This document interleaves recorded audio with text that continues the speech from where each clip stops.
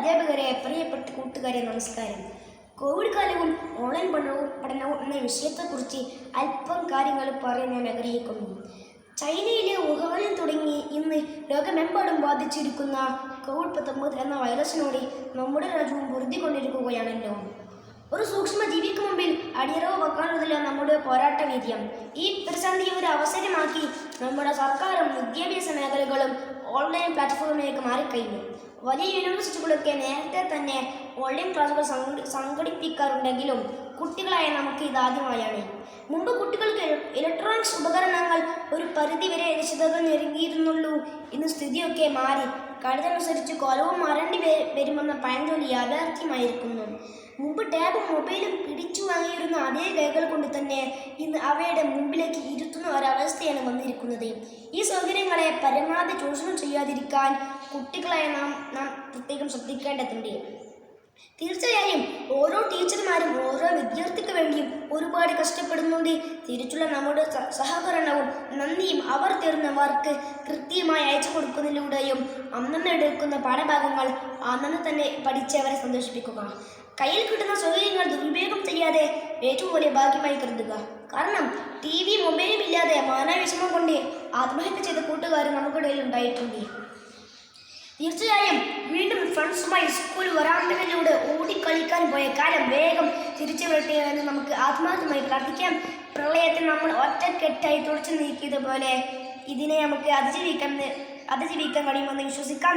ലോകത്തിലെ എല്ലാ ആരോഗ്യ പ്രവർത്തകർക്കും എൻ്റെ ഹൃദയം നിറഞ്ഞ നന്ദി. നമസ്കാരം. നമ്മുടെ രാജ്യത്ത് കൊറോണ കൂടിക്കൊണ്ടിരിക്കുകയാണല്ലോ. അതെങ്ങനെ ബോധവൽക്കരണം ചെയ്യാനും ഈ ഒരു മോണച്ച് ഞാൻ അവതരിപ്പിക്കാൻ പോകുന്നത്.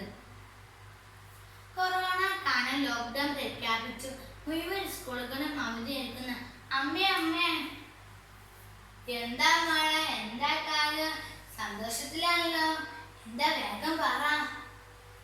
അമ്മേ സന്തോഷത്തിലാ എന്ന് വെച്ചാൽ ഇതൊന്നും സ്കൂളേ ഇല്ല, എന്നും കളിക്കാം. അയ്യടി, നീ അങ്ങനൊന്നും വിചാരിക്കണ്ട. നിനക്കെ സ്കൂളൊക്കെ ഉണ്ട്, ഓൺലൈൻ ക്ലാസ്സാ, ഫോണിലാണ് നിന്റെ ക്ലാസ്സൊക്കെ.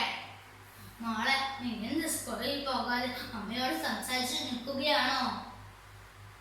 അതിന് മുത്തശ്ശിയെ സ്കൂളൊന്നും ഇല്ലല്ലോ, ഇനിയിപ്പോ ഓൺലൈൻ ക്ലാസ് അല്ലേ ഫോണില്. അമ്മ കേട്ടല്ലോ, ഓൺലൈൻ ക്ലാസ്സാണ്. എന്നാൽ ഞാനൊരു കാര്യം പറയട്ടെ. മോളെ. എന്ന് വെച്ചാലേ ഏട്ടന് ജോലിയില്ല, രണ്ട് കഥയെ പഠിച്ച് തമ്പുരാനെ. മോളെ, നിനക്ക് ജോലിയുണ്ടോ?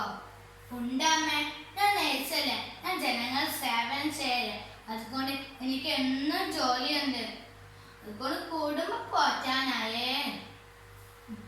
മോളെ, കൊറോണ എന്ന മഹാമാരി വന്നില്ലേ, അതിനനുസരിച്ച് നിൽക്കാൻ മന്ത്രിമാര് പറഞ്ഞില്ലേ, അങ്ങനെ തന്നെ നീ ചെയ്യാറില്ലേ? ഉണ്ടാമ്മേ, അതിനല്ലേ മാസ്ക് ഇട്ടും സാനിറ്റൈസർ ചെയ്തും ഗ്ലൗസ് ഇട്ടും സമയ അകലം പാലിച്ചും വീട്ടിലേക്ക് വിടുന്നതിന് മുമ്പ് കൈയും കാലും കേകിട്ടല്ല ഉള്ളിലേക്ക് കയറുന്നതല്ല അമ്മേ. അങ്ങനെ തന്നെ നീ കയറുന്നത്, അങ്ങനെ തന്നെ നീ ചെയ്യണേ. ശരി അമ്മേ. അമ്മേ, എന്ത് ഈ കൊറോണ? ഈ പേപ്പറിൽ കണ്ടല്ലോ കൊറോണ. എന്ത് കൊറോണ? മോളെ, കൊറോണ എന്നൊരു വൈറസാ. അത് ബാധിച്ചാൽ ചിലർ മരിക്കും, ചിലർ മരിക്കില്ല എന്ന് പറയാം. മോളെ, നീ ഒരു യുദ്ധം കേട്ടിട്ടുണ്ടോ? ഉണ്ടമ്മേ, അത് പാകിസ്ഥാൻ നടന്ന യുദ്ധമല്ല അമ്മേ. അതൊരു യുദ്ധമാണ്, ഇത് വേറൊരു യുദ്ധം. ഇത് കൊറോണയെ തടയാനുള്ള യുദ്ധമാണ്. അതുകൊണ്ട് എല്ലാവരും ജാഗ്രത പാലിക്കുക. മാനസദസ്സിന് വന്ദനം. ബഹുമാനപ്പെട്ട അധ്യാപകരെ, എൻ്റെ സ്നേഹം നിറഞ്ഞ കൂട്ടുകാരെ, ഏവർക്കും നമസ്കാരം. കോവിഡ് കാലവും ഓൺലൈൻ പഠനവും എന്ന വിഷയത്തെപ്പറ്റി 2 വാക്ക് നിങ്ങളുമായി പങ്കുവെക്കാൻ ഞാൻ ആഗ്രഹിക്കുന്നു. കൊറോണ എന്ന മഹാമാരിയുടെ മനപ്രയാസം ഒരു ഭാഗത്തും മറുഭാഗത്തെ നമ്മുടെ ഓൺലൈൻ ക്ലാസ്സും മുന്നോട്ട് പോയിക്കൊണ്ടിരിക്കുമ്പോൾ ഇതിനിടയിൽ കിടന്ന് മനപ്രയാസം അനുഭവിക്കുന്ന ഓരോ രക്ഷിതാവും അവരവരുടെ ഇല്ലായ്മയെയും അസൗകര്യങ്ങളെയും ഉള്ളിലടക്കിക്കൊണ്ട് ഇതിനെതിരെ മറികടക്കാൻ പെടാപ്പാട് പെടുകയാണ്. നമ്മുടെ കൂട്ടുകാർ, അധ്യാപകർ, സ്കൂൾ പ്രവർത്തനങ്ങൾ, സ്കൂളിലേക്കുള്ള യാത്ര, ഇതൊക്കെ ഓർക്കുമ്പോൾ നഷ്ടങ്ങളുടെ കണക്കു മാത്രമാണ് നമ്മുടെ മുന്നിലുള്ളത്. മുമ്പ് കുട്ടികൾക്ക് ഇലക്ട്രോണിക് ഉപകരണങ്ങൾ മിക്ക രക്ഷിതാക്കളും ഒരു പരിധിവരെ കൊടുക്കാറുണ്ടായിരുന്നു. എന്നാൽ ആ സ്ഥിതി ഇവിടെ മാറിയിരിക്കുന്നു. കാലത്തിനനുസരിച്ച് കോലവും മാറും എന്ന പഴഞ്ചൊല്ല് ഇവിടെ സത്യമായിരിക്കുന്നു. മുമ്പ് ടാബും മൊബൈലും കുട്ടികളുടെ കയ്യിൽ നിന്ന് പിരിച്ചു വാങ്ങിയിരുന്ന അതേ കൈകൾ കൊണ്ട് തന്നെ കുട്ടികളെ അതിലേക്ക് ഇരുത്തുകയാണ് ഇപ്പോൾ എല്ലാ വീട്ടിലും കാണാൻ കഴിയുന്നത്.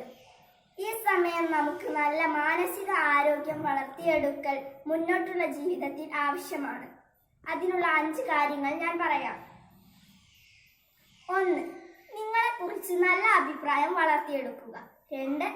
8 മണിക്കൂർ ഉറങ്ങുക. 3. നന്നായി ഭക്ഷണം കഴിക്കുകയും നന്നായി വെള്ളം കുടിക്കുകയും ചെയ്യുക. സ്നാക്ക് ഫുഡും ജങ്ക് ഫുഡും ഒഴിവാക്കുക. 4.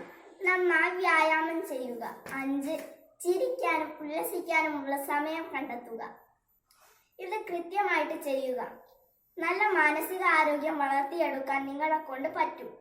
വീണ്ടും സ്കൂൾ വരാന്തയിൽ കൂട്ടുകാരുമായി നമുക്ക് ഓടിക്കളിക്കാനും പോയ കാലം തിരിച്ചു വരാനുമായി നമുക്ക് പ്രാർത്ഥിക്കാം. അത് മാത്രമല്ല, പ്രളയത്തെയും നിപ്പയെയും നമ്മൾ തുരത്തി ഓടിച്ചതുപോലെ കൊറോണ എന്ന മഹാമാരിയെ നമുക്ക് ഈ ഭൂമിയിൽ നിന്നും തുടച്ചു മാറ്റാം. ലോകത്തിലെ എല്ലാ ആരോഗ്യ പ്രവർത്തകർക്കും ഞാൻ ഒരു വർഷം കൂടെ നന്ദി രേഖപ്പെടുത്തുന്നു. ഈ കൊറോണ എന്ന മഹാമാരി നമ്മളെ പിടികൂടാതിരിക്കണമെങ്കിൽ നമ്മൾ ആവശ്യമില്ലാതെ പുറത്തു പോകുന്നത് ഒഴിവാക്കുക. Stay home, stay safe. നന്ദി, നമസ്കാരം.